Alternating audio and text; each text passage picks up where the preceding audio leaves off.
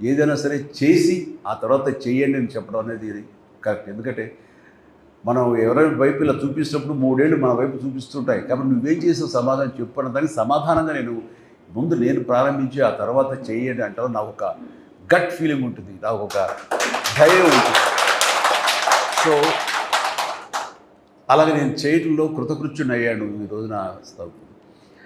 కానీ ఈ చేసే దాంట్లో మంచి తిరిగి ఎలాగ వస్తుంది, ఒక రక్షణ కవచంలాగా మనం ఎలా కాపాడుతుంది అనేది నేను చాలా ప్రాక్టికల్గా చదివి చూసాను. ఇలాంటి చాలామంది ఉంటారు. చాలామంది వాళ్ళ స్పందన ప్రతిస్పందన నాకు దాకా చెప్పే అవకాశం ఉండకపోవచ్చు, నేను కూడా చేయలేకపోవచ్చు. కానీ ఒక ఈ మధ్య సంవత్సరాల్లోనే అది అందరికి తెలిసిన విషయం ఏంటో చాలామంది నేను పిఎం గారి తోటి ఒక అల్లూరి సీతారామరాజు విగ్రహావిష్కరణ సభలో పాల్గొన్నప్పుడు అది చూసి ఒక వ్యక్తి, ఒక రాజకీయ నాయకుడు అండ్ కొన్ని అవాకులు చవాకులు వెళ్ళాడు నా మీద. అప్పుడే రాజకీయాల్లో లేను, రాజకీయాలు వద్దనుకు దూరంగా వచ్చేసిన వాడిని.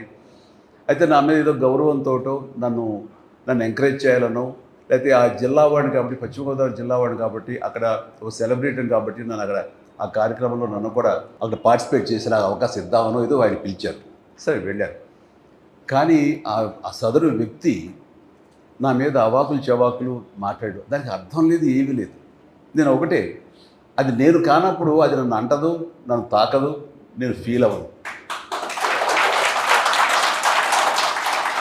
ఆ అన్నవాడి నోరే అది అతని స్వభావం. సో నా స్వభావం ఏంటంటే నేను అలాంటి వాటికి స్పందించను, ఏమి చేయను. కానీ నన్ను ప్రేమించే వాళ్ళు స్పందించకుండా ఉండరు.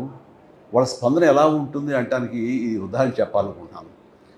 అదే వ్యక్తి ముంపు గ్రామాలకి ఈస్ట్ గోదావరికి వెళితే ఒక ప్రౌఢ ఒక అమ్మాయి, బిడ్డ తల్లి, ఒక రైతు, ఒక మోదుబురు రైతు ఫ్యామిలీ లాగా ఉంది, రిచ్ ఫ్యామిలీ.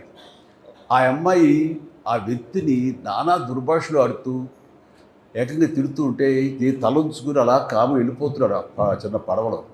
మళ్ళీ తిరిగి వస్తా వద్దని ఎంత చూస్తాను అని మాట్లాడుతుంటే నేను ఎవరో నాకు ఆ క్లిప్పింగ్ ఎక్కడో నాకు తారసపడి నేను చూశాను.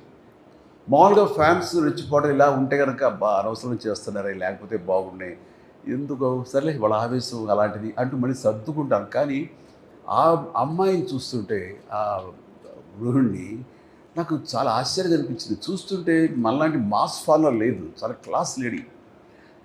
నాకు ముచ్చట కలిగి ఎవరు ఆవిడ, ఎందుకు ఒకసారి రమ్మనండి నేను అన్నాను. రావటం కుదరలేదు అనుకుంటా. సరే ఆవిడెవరో తెలుసుకుంటాండి అన్నాను. తెలుసుకుంటే వీడియో ఒకటి అమ్మాయిది ఇంటర్వ్యూలా చేసి అది నాకు పంపించారు. అది బయటకు కూడా సర్క్యులేట్ కాదు నా పర్సనల్గా. ఆవిడ అన్న మాట ఏంటంటే, ఆయన మాకు ఏదో పెద్ద పెద్ద మాటలు మాట్లాడింది అనుకోండి, ఏదో భగవంతుడు దేవుడిని ఎవరిని చెప్పదలుచుకోలేదు. ఆయన మాకు చాలా ఆరాధ్యం అండి. అది ఏమో అంత ప్రేమిస్తావా, అంత ఇష్టపడతావా, ఈ సినిమా అంత బాగా చూస్తావా, అంత అభిమానం అంటే నేను అభిమాని కానే కాదు. సినిమాలు అంత సినిమాలు చూస్తాను, అలాగే ఆయనతో చూస్తాను తప్ప అభిమానిగా నేనేం ప్రేమ పెంచుకోను. మరి ఏంటమ్మా ఒక మాస్ అభిమాని కంటే అంతగా నువ్వు రెచ్చిపోయావు అక్కడ ఏంటంటే, ఆయన నా బిడ్డకు ప్రాణం పోసాడండి అని చెప్పేసి ఒక 8 సంవత్సరాల బాబుని రమ్మని పిలిచి ఆయన కూర్చోబెట్టి వీడేనండి, వీడికి డెంగ్యూ వచ్చి రక్తం దొరకక ప్లేట్లెట్స్ తనకి ఇవ్వాల్సిన సమయంలో ఇవ్వలేక